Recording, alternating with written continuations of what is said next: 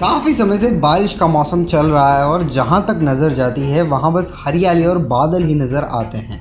बादलों के साथ चमचमाती और गरजती हुई बिजली भी हमें कई बार चौंका देती है। कभी जब ये हमारे घर के पास गिरती है तो हम पूरी तरह शॉक हो जाते हैं। बिजली गिरने के समय हमारे घर वाले हमें खुले मैदान में जाने की मनाही देते हैं, लेकिन आखिर ये बिजली गिरती कैसे है और बॉल लाइटनिंग होती क्या है, जानते हैं इन सभी के पीछे की साइंस को आज की हमारी लाइटनिंग वीडियो में।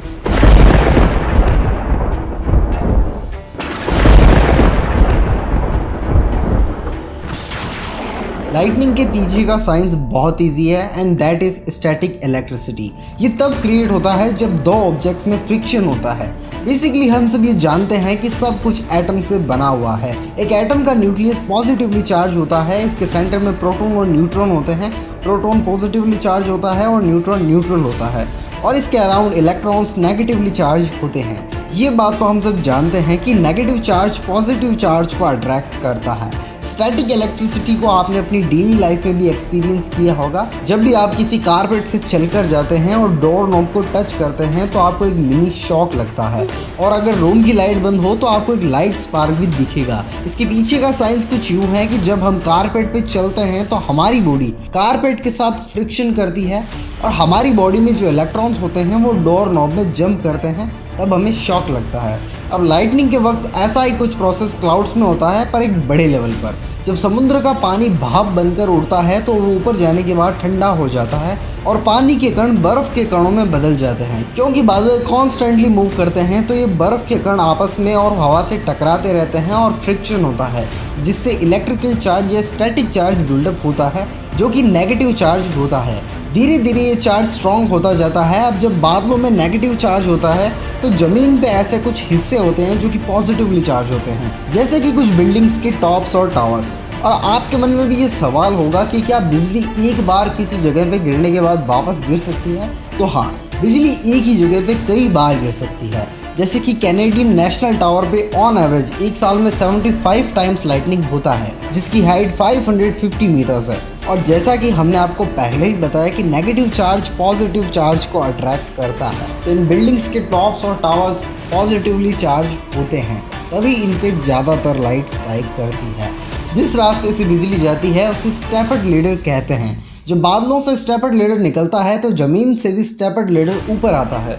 जब ये दोनों मिलते हैं तो एक हाई वोल्टेज करंट रिलीज होता है, जिसमें इलेक्ट्रॉन्स पृथ्वी से क्लाउड्स में ट्रांसफ़र होते हैं। आपको भी ऐसा लगता होगा कि बिजली ऊपर से नीचे गिरती है, बट ऐसा नहीं होता है। यह मामला नीचे से ऊपर जाता है। इसे ही लाइटनिंग कहते हैं। इसमें करीब 10 करोड़ वोल्ट होते हैं। वहीं हमारे घर में आने वाली बिजली में 220 वोल्ट होते हैं। जब बिजली बादलों से नीचे आती है तो उसका तापमान बहुत ज़्यादा होता है। नीचे आती है तब हवा तेजी से एक्सपेंड होती है और ठंडी हवा को आउटवर्ड्स में पुश करती है। फिर हमें आवाज़ आती है बिजली के गिरने की, ठंडर। इसे ही ठंडर कहते हैं। आई होप अब आपको लाइटनिंग और ठंडर दोनों समझ आ गए होंगे। लेकिन लाइटनिंग सिर्फ एक प्रकार की नहीं होती है। इसके अलावा लाइट बादल के एक हिस्से से दूसरे हिस्से में भी ट्रैवल कर सकती है और एक बादल से दूसरे बादल में भी जा सकती है। ऐसे ही हमें बादल गरजने की आवाज़ आती है।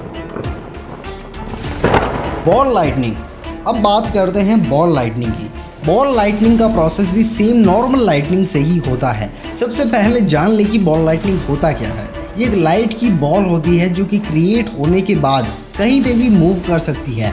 बॉल लाइटनिंग क्रिएट होती है वेपोराइज्ड सिलिकॉन से। जब ये साधारण लाइटनिंग मिट्टी से टकराती है तो वो उसमें मौजूद सिलिकॉन को तुरंत वेपोराइज कर देती है और वो सिलिकॉन और ऑक्सीजन के एटम्स में बिखर जाता है। सिलिकॉन्स के एटम कुछ सेकंड्स के लिए हवा पर फ्लोट होने वाले एक हल्के एरोजोल के बॉल में कन्वर्ट हो जाते हैं और फिर ऑक्सीजन के साथ रिकॉम्बाइन होकर ग्लू करते हैं, क्योंकि सिलिकॉन्स और ऑक्सीजन के एटम्स में एक दूसरे के साथ स्टेबिलिटी है। जैसे ही ये अपनी हाई एनर्जी को लूज करता है तो ये सिलिकॉन डाइऑक्साइड में कन्वर्ट हो जाता है और सारी एनर्जी डिफरेंट कलर्स में रिलीज हो जाती है। और वहीं अगर सॉइल में आयरन, कैल्शियम या कार्बन मिक्स हुए तो उससे हमें मिलते हैं अलग अलग कलर्स। अगर कोई आम इंसान इसे देखता है तो उसे ये चमत्कार लगेगा, पर आपको इसके पीछे की साइंस अब पता चल गई है। तो अगर आपका कोई दोस्त इसके बारे में नहीं जानता है और आपको चमत्कार बताता है तो आप उसको ये वीडियो दिखा सकते हैं। अब बात करते हैं लाइटनिंग के कुछ फैक्ट्स के बारे में। अगर बिजली 1 मील दूर गिरती है तो उसकी आवाज़ हमें 5 सेकंड बाद सुनाई देती है। और हमें 12 मील दूर तक की बिजली गिरने की आवाज़ सुनाई दे सकती है और 100 मील दूर तक बिजली गिरते हुए हम देख सकते हैं। एक थंडरबोल्ट में इतनी एनर्जी होती है कि वो 150 घरों को 24 घंटे इलेक्ट्रिसिटी सप्लाई कर सकता है। आपके मन में बचपन से या वीडियो की स्टार्टिंग से ये सवाल आ रहा होगा कि अगर हमारे ऊपर बिजली गिरेगी तो क्या होगा।